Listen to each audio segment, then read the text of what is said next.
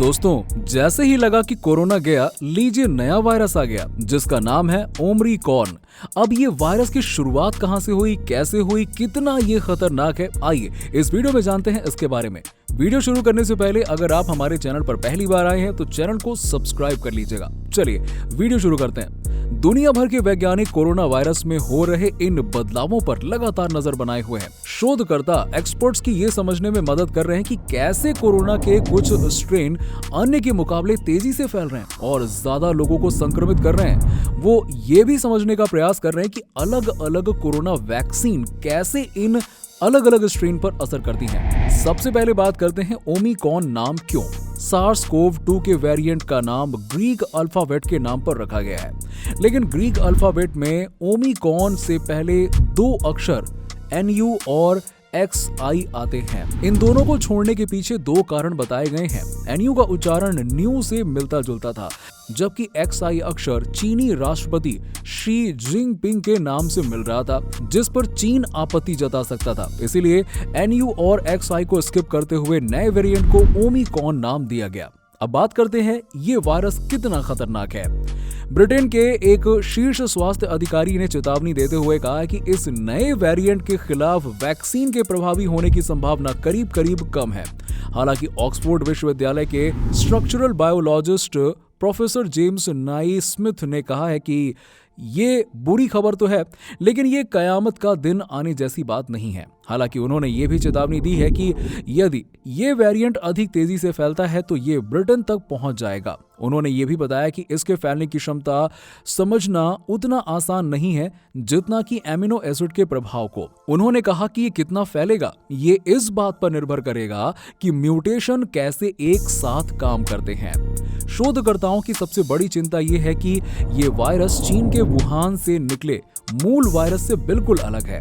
अभी तक स्टडी से पता चला है कि इस वेरिएंट में कुछ ऐसे म्यूटेशंस हैं जिनकी वजह से एंटीबॉडी के लिए वायरस की पहचान कर पाना मुश्किल है। इसलिए कोविड वैक्सीन इस पर कितनी कारगर है, इस पर शोध करना होगा। अब बात करते हैं कोरोना की तीसरी लहर की। वैज्ञानिकों ने ओमिक्रॉन वेरिएंट से तीसरी लहर के आने की आशंका जताई है। हालांकि इस पर अभी अध्ययन होना बाकी है। शोधकर्ताओं के मुताबिक ये वेरिएंट डेल्टा से 7 गुना ज्यादा तेजी से फैल रहा है। एक व्यक्ति से दूसरे व्यक्ति में इसके संक्रमण का प्रसार भी डेल्टा के मुकाबले ज्यादा है। पहचान होने से पहले ही ये वेरिएंट 32 बार म्यूटेट हो चुका है। भारत में फिलहाल इस वेरिएंट वाले किसी मामले की पुष्टि नहीं हुई है। जैसे कि नए पहचाने गए कोरोना वायरस वेरिएंट ओमिक्रॉन पर आशंका बढ़ रही है। दुनिया भर की सरकारें अपने नागरिकों को संभावित प्रकोप से बचने के लिए हाथ पांव मार रही हैं। नया उत्परिवर्तन जो संभावित रूप से अधिक पारगम्य है, पहली बार दक्षिण अफ्रीका में खोजा गया था और तब से Australia, United Kingdom, Germany, Israel, Italy, चेक गणराज्य और हांगकांग में इसका पता चला है। अधिकारियों ने घोषणा की है कि ओमिक्रॉन की आशंकाओं के जवाब में इजराइल सभी विदेशियों के देश में प्रवेश पर प्रतिबंध लगा रहा है। प्रतिबंध लंबित सरकार अनुमोदन 2 सप्ताह तक चलने की उम्मीद है। लाल सूची में एक देश से लौटने वाले इजराइलों, जिसमें दक्षिण अफ्रीका के देश शामिल हैं, उसको निर्दिष्ट होटल में 7 दिनों के लिए अलग करना होगा। न्यू साउथ वेल्स स्वास्थ्य मंत्रालय ने कहा है कि दक्षिण अफ्रीका के यात्रियों के सिडनी पहुंचने के बाद ऑस्ट्रेलिया में 2 ओमिक्रॉन मामलों का पता चला है। ऑस्ट्रेलिया ने पिछले 14 दिनों में 9 दक्षिण अफ्रीकी देशों की यात्रा करने वाले विदेशियों के प्रवेश पर प्रतिबंध लगा दिया है, जिनमें दक्षिण अफ्रीका, लोसोथो, बोत्सवाना और जिम्बाब्वे शामिल है। इस बीच दक्षिण कोरिया ने 8 दक्षिण अफ्रीकी देशों के यात्राओं पर प्रतिबंध लगा दिया है। इसके रोग नियंत्रण और रोकथाम के लिए एजेंसी ने घोषणा कर दी है।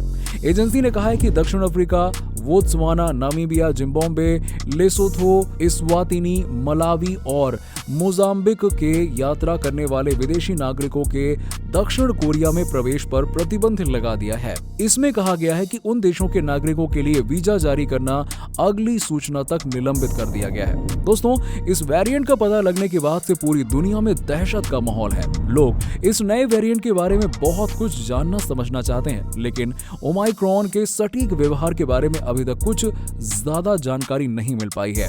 दोस्तों, क्या आप इससे पहले इस वेरिएंट के बारे में जानते थे या फिर नहीं? नीचे हमें कमेंट सेक्शन में कमेंट करके जरूर बताइए। अगर आपको हमारी वीडियो की इन्फॉर्मेशन अच्छी लगी हो तो वीडियो को लाइक करें, अपने दोस्तों के साथ में शेयर करें और हमारे चैनल को सब्सक्राइब कर लें। मिलते हैं आपसे अगले वीडियो में। Till that, good bye and take care.